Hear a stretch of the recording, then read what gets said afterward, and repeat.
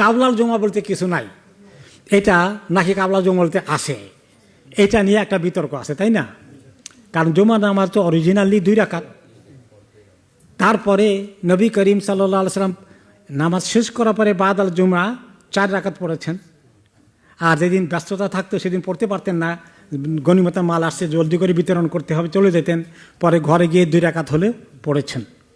তো আগে কিছু আছে তিনি পড়েছেন, এগুলো ওনার থেকে কিছু পাওয়া যায় নাই যে জুমার আগে কয় রাকাত কাবলাল জুমা আছে, ডাইরেক্টলি এইভাবে নাই, কিন্তু ইনডাইরেক্টলি সামথিং আছে। সেটা কি?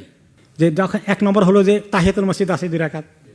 এরপরে তিনি আরও বলেছেন যে ব্যক্তি জুমার নামাজে আসে, অতি সকাল সকাল আসে, এসে সাল্লামা কুতিবা লাহু, আর আল্লাহ তার কিসমতে যা রাখছে কিছু নামাজ পড়তে থাকে, পড়ে কিছু নামাজ পড়ে, কিছু মানে কয় রাকাত না, 2 রাকাত বলবেন না,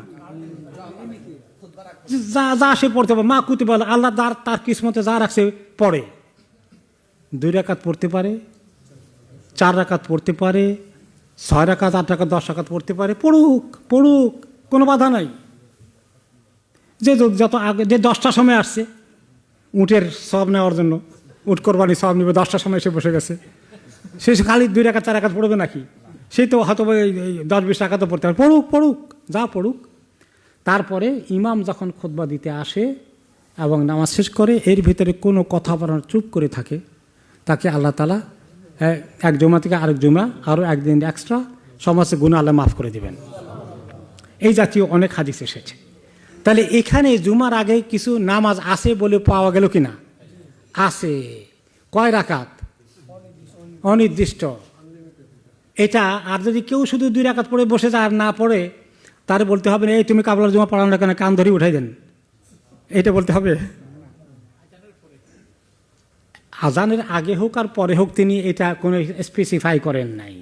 আজানের পরে যদি সুযোগ দেয় তাহলে তো সেখানে আরেকটা হাদিস চলে আসে, সেটা হলো বাইনা কুল্লে আজানাইনে সলা। হ্যাঁ, প্রত্যেক নামাজের পরেই নামাজ আছে, প্রত্যেক আজানের পরেই নামাজ আছে, পড়তে পারে। তো কাজেই এই ক্ষেত্রে তাহলে মূল কথাটা কি? মূল কথা হলো জুমার আগে 4 রাকাত কাবলাল জুমা যে মুখস্থ করা হয়েছে, এইভাবে হাদিসে নাই, এই কথা ঠিক যে কাবলাল জুমা বলতে কিছু নাই, এই সেন্সে এই কথা ঠিক। কিন্তু কোনো নামাজই পড়া যাবে না, তাহলে এই কথা গলত। নামাজ আছে, নামাজ আছে, এবার আপনি যত রাকাত পড়তে চান আপনি পড়তে পারবেন, পড়া ভালো, পড়া উচিত।